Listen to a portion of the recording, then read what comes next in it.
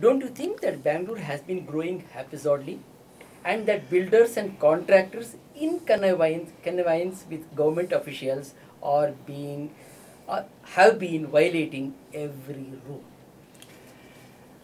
You see, actually the genesis lies somewhere else. First thing is our Town and Country Planning Act itself is so dated and it is so archaic that it's almost impossible to follow it. So that's, I think, a part of the starting problem. So now you have a situation where you have a fairly old, flawed act, and then you have the interest of the builders, which is to rapidly build and capture a market demand that exists, citizens who want to occupy those places, and a system which is willing to play ball in allowing these deviations to happen. So you have the recipe for the kind of development activity that you're seeing in Bangalore. So I wouldn't want to go and just blame a builders group or someone else.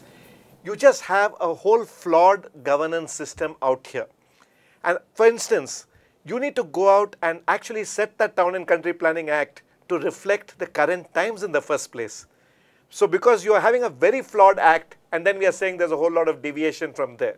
And there's this whole other area which a lot of us feel very strongly about, this whole Akrama Sakrama, which is out there, which is another story. And the reason why that happens, and then they want to regularize it. And there are many of us who believe that if you regularize that, then it's the death of Bangalore as we know it. So you have to have the sword of Damocles that these are deviations, these are not allowed, and in perpetuity, people need to be aware that these are deviated properties. Interesting, interesting. Well, as far as the Akrama Sakrama is concerned, of course, the CAF is on that PIL also, and we did stop it a couple of times, and 3-4 times, along with the governor's interventions, of course, from a judicial basis. The original question, do builders break every law and all that? I wouldn't like to generalize from that extreme context. I think I know enough builders who are very, very concerned about how they do it. I agree with Ravi that the laws and the bylaws which allow a builder to build or not build need to be relooked from a futuristic and from a modern standpoint of view. However, the way this works will be only if an occupier demands that I am within the law. One of the trends is that, well, the big multinationals, the big people who are governed well, they would demand of the builder and demand of the building of saying that, is this building as per laws? And that market pull would make a builder need to conform to laws. So, well, there are issues with market economy and open market economy, everybody debates on that. But this aspect of it, when the demand insists that it must be legal and must be perfectly within laws, will probably start changing the builder mentality in general, and they will more and more do that. The other option of expecting the government to enforce, it should happen, but I think that's a little bit more in the long run if we go by the past, kind of experiences. Mr. Vijayan, Bangalore is growing at an alarming rate, very rapid pace. But service providers haven't kept pace with it. I mean, power, water, sewage, etc. Citizens group like yours have time and again taken up the issues with the government. How has been the government response when you take up these issues? Basic issues. Oh, well, this is a one-line answer. We don't have money. We don't have money. And that is the fundamental area on which they block But any Mr. kind of... Vijayan, but it's a demand from tax-paying citizens. Absolutely. I didn't say what they're saying is right, but this is the response which comes in when we demand various areas. The fact that the money collection of legal money collection is not up to the mark, property tax being one, and I think it's an open secret that a good portion of buildings are not paying property tax is one aspect. So I do think there's a huge efficiency. I think it's finally a money affair. It is a financing and money issue to build infrastructure. It cannot happen overnight, and it needs resources. But I do believe that the tariffs are right, but it's the leakages within the system which is not yielding the money to the center. After that, the implementation of that is a separate issue. It's a separate issue of how it's been executed. Are the ideas good? Is the plan good? Is there any leakages in that area? But I think the money coming into the system itself is not that. And if you have a government which relies on an akrama sakrama inward money to balance their books, then we are in trouble. Then we are in real trouble from a financial management context. Mr. Raichur, you want to add to this? Yeah. So in addition to money, which clearly is an issue, I think our governance structure is also a problem. If you really look, you mentioned service providers. If you want good outcomes which are citizen friendly, it requires the different wings of government to work in unison. BWSSB, BESCOM, BBMP, they need to work together. So if you want to see the kind of life that you want to see on our roads, these agencies need to be in sync. Today, one of our tragedies is that they are not in sync. That is why you have road cutting and suddenly open heart surgeries on our roads and all that stuff after it's been just done the previous week. And that, I feel, is another challenge that needs to be addressed.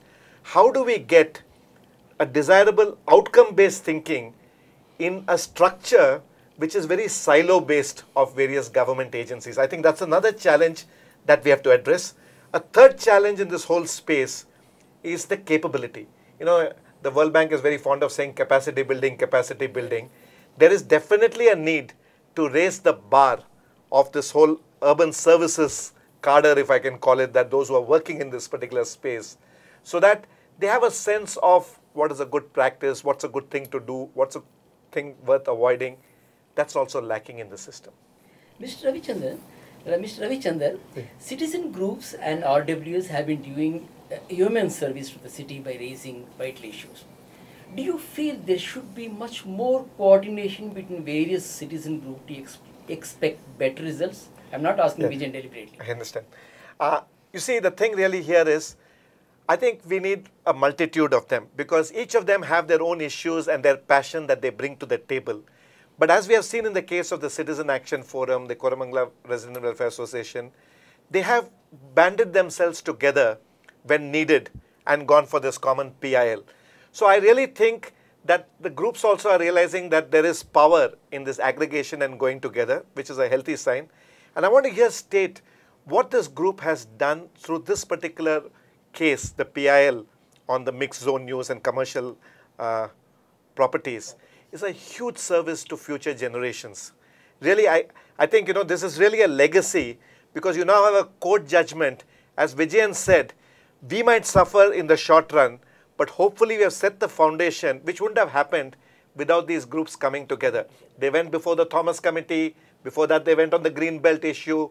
They are alert about the Akrama Sakrama aspect. So I think we owe the citizen group a huge thank you for what they have done in this space. And I think there's a fair degree of cooperation among these diverse citizen groups which exist. You need that diversity because different things charge up different people as far as the local issues are concerned. But they also are realizing that on some of these issues we need to come together, and I think that's a healthy sign. Mr. Vijayan, you want to add to this? I would only concur with Ravi on this one, especially on the first side. No single individual can be, or a single group can be an expert on 15 different verticals. And these are areas of passions and beliefs and competence. So we must resist, as civic groups, we must resist the temptation to be an expert in every vertical. Because if there's somebody who knows in and out of environment and trees is fighting for it, then you must let that group take the lead and support it with full effort if you kind of believe in it. But to expect, so the cooperation one expects is citizen groups which have expertise in some particular area, having support of the rest of the citizen group for a better Bangalore as the overall umbrella there. And if that happens, it's a beautiful thing. Mr. Vijayan, the court order against commercialization of residential areas is an interim order. Are you ready for a long drawn battle? It's 5 years now, so another 5 years is no problem. But judges, courts, especially high courts and especially our high courts, are now starting to look at, the first thing that they look at is this petition is now 5 years old. Why is it still here? I've seen this happening in 2-3 times, not on our PIL alone. And there seems to be a understanding that the process of law through various other issues are taking a long time, and we are picking up issues and saying, let's finish this off in a short period of time. Let's go intense on it. We have already come such a long way. Let's just sit on this for the next 1 week and hear it every day, and let's dispose of it. And I do see judiciary taking that approach. So I don't know if we have to wait for 5 years, we'll wait for 5 years. But I do think the judiciary is now appraised of especially these issues which are critical to the future of Bangalore and areas like that, to take it on a very, very fast track without calling it a fast track. I mean, they just say that you have to do it. Mr. Ravichandar, sorry, Mr. Ravichandar, don't you think the government is to blame for this delay, deliberate delay? See, again, you don't know. I mean, like he mentioned, 5 years has passed. I'm not even sure whether there's been a deliberate delay, because they didn't even appear in court. At least if they had come and got some stay and asked for more time, I would have said that they're trying to push the judgment even to a later date. I think it's just one of those things that in this particular case, I think they were waiting to see which way the court gave them directions and maybe use that as a guideline going forward. I really think that's what's happened in this case. If I can add, I also believe that the government sometimes is smart. If you have caught them out in the PIL and your points of law are very, very hard and you have gone in through RTI and got the documents that they want, they prefer to stay out of it and rather than fight a lost case. Because then they would be really making a fool of themselves. This is very clever. Because if we really look at the master plan PIL, and we are of course now focusing on the mixed zone, there are so many other areas which is pure points of law, the processes, the green belt, etc., etc., etc., whereby the objections to the case is so lukewarm. One gets a feeling that they have said, look, this is a case we cannot win. So let's not go about it. Let's give it to the judiciary and let them do what they want. So whatever judiciary decides. Yeah, but if they find an opening to fight, and they find, and of course the Attorney General and other people are not small people, great minds, great legal minds.